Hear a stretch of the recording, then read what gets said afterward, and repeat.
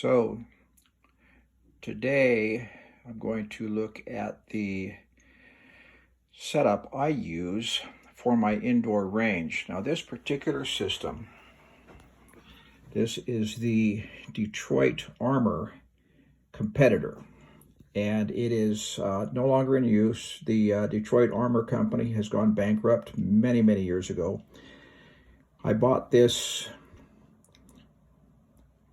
about 34 years ago. I'm not quite sure when, and I've had it sitting in storage for years because I haven't had a place to string it. Right now I do have a sort of 10-meter range. There's my target down there, target's set up, and what we have is this target carrier, which is plastic with two metal attachments on it, fastened down with screws, and I just popped the string loose, but that's okay, it can be fixed. Underneath and it's hard to see, what I'm going to do is I'm going to take this down range further, and we'll look at it down there. The strings that balance it right in there, and I should, pardon me for a moment, I should put the plugs in that hold them in place, but I haven't done so. There is a pulley inside, hard to see, and it runs on, disregard my cookies, it runs on this little thing here. This is a small engine, battery powered. I use, well, I can't even get this thing open. Oh boy. All right. Use my teeth. Small engine. There you go. I picked it up at the model shop, same place where you would buy your model cars, your race cars, your racing airplanes, stuff like this. And it is a Titan 12T 550. The 550 is the number you need. This is a little, it runs on 4 9-volts, which, not 4 9-volts, 4 D cells, which I have inside this box. All right, now this box originally came with I took it out of here when I replaced all the wiring because my wiring had gone bad. So it's just a simple toggle switch. It takes that down range. And I'm going to take it down range a little bit. And we're going to show you the other end. I have a tight space to work in, but this will help us. Okay, so the target holder is fairly simple.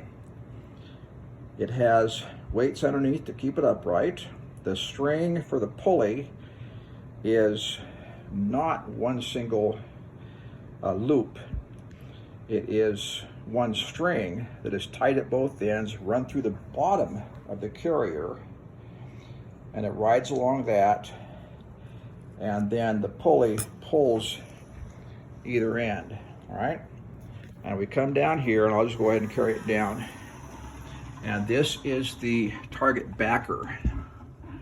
Now it is at a angle to the wall, so when the pellets hit, they are directed down into the pellet trap here. And I can pop this out and drain it if I want to. And here it comes in and comes up against the plastic tubes that are about 6 inches. And the string runs through those and is tied off at this end. And those are the 2 strings that run down. These strings don't move. These outer strings do not move, only the pulley. And this is the same size of pulleys at the other end. So you could potentially, if you know what you're doing, make one of these. Now what I have is a piece of foam from the art store, and that helps to, it gets torn out by the pellets obviously, but so I replace this periodically. But the foam helps deaden the sound, plus it traps the pellet behind it and helps direct it down inside the pocket. So the foam actually sits a bit below inside, and until it's shot out, it'll help direct the pellets down into the pellet trap. Now, so I'm showing you this because you could make one of your very own if you wished, and this takes one problem away from everything, and that's that if you don't have it, you can use a cardboard box. And I've done this. I've stuffed a cardboard box full of newspaper and carpet and stuff like that, and that traps the pellets. But you have to walk down range and replace the target. So this is what it does. We bring the target carrier back. Oh, slam. And like I said, I've got these little plugs, all right, that can go in there, but they're very difficult to put in and difficult to get out. And I kind of figure that somewhere along the line, here's my targets down here. Somewhere along the line, my wife's going to want to make me take the target down, because it's actually in the basement family room where we don't have any furniture yet. We've just replaced all the carpeting, but we've never used the downstairs. It's just, well, we just never used the downstairs. And so I have appropriated it for my target system. Now this is the 10 meter NRA and ISU paper target. Now, so I send this, what I do is I shoot on these, and then, because I do both air rifle and air pistol, I then shoot, I put double-edged tape on, I put my air rifle target on there, and I shoot that. Then I have a book that don't forget that motor. You'll want that motor if you do one of these. I have a book in which I track my shooting. Now, obviously, I'm still hitting a few outside. I used to compete 35 years ago, but I let it go, and that has really hurt me. So once you start, don't ever stop. There's there's 20 shots. The first 10 go into red. The second 10 I use a black marker for. And inside the book, first page is contact, so I'm not going to show you. And then in my training pages, I have two pistols. One is my own, and one is borrowed from my gun club. The pistol I have of my own is this one over here. This is a Crosman 2300S. It is a silhouette pistol, and it uses CO2 cartridges, and I can get about 65 to 70 shots accurately, and they drop off quickly after that. A guy down in Texas, Woods and Water is his YouTube site, his webpage, and he custom makes grips and stuff like that for particular guns. So he made left-handed grips for me. They're nice walnut grips. I love them. And then I use the other pistol I use is the Russian Baikal IZH 64M, or 46M, excuse me. It's a single stroke air pistol, sorry. And I really like it. The club has some left-handed grips, so the club president put the grips on for me and loaned me the gun for my competition shooting and practice. My rifle that I use right now is the Daisy Model 599. Now, in actuality, it's a PCP gun.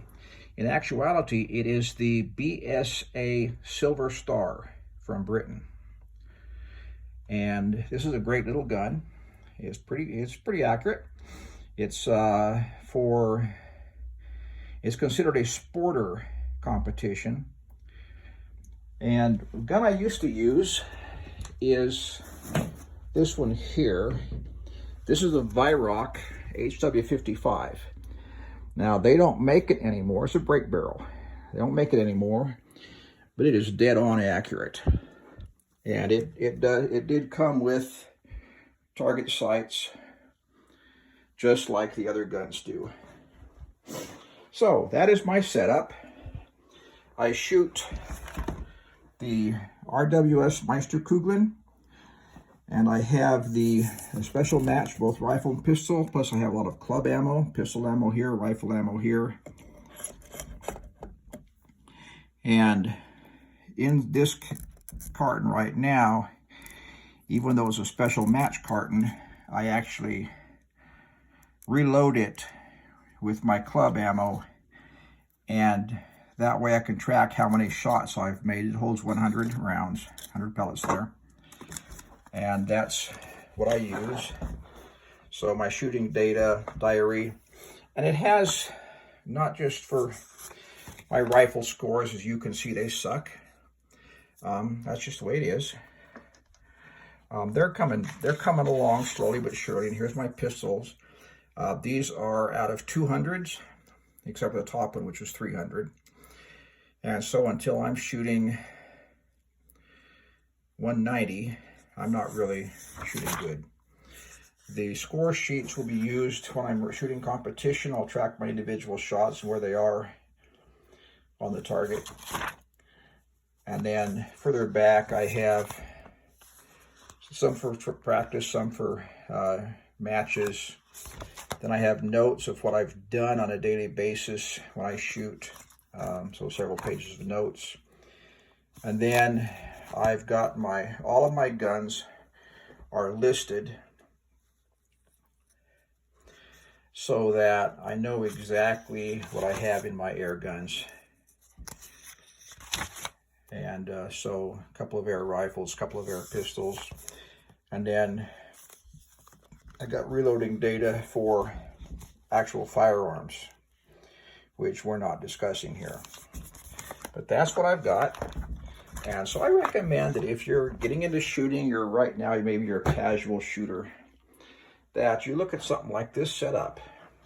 And you may have to make your own system, but you can get toggle switches, you can get the motors.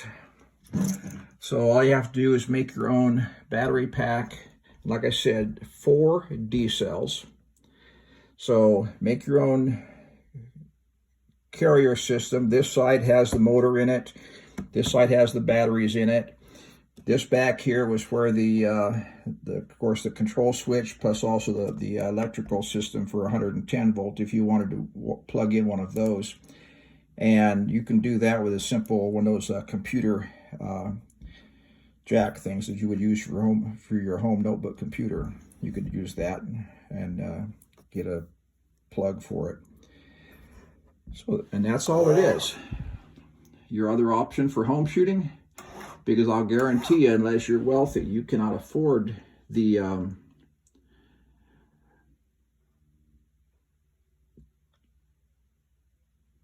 electronic target systems. They run, I've seen them, the ones that our pistol club run like $3,500 a piece.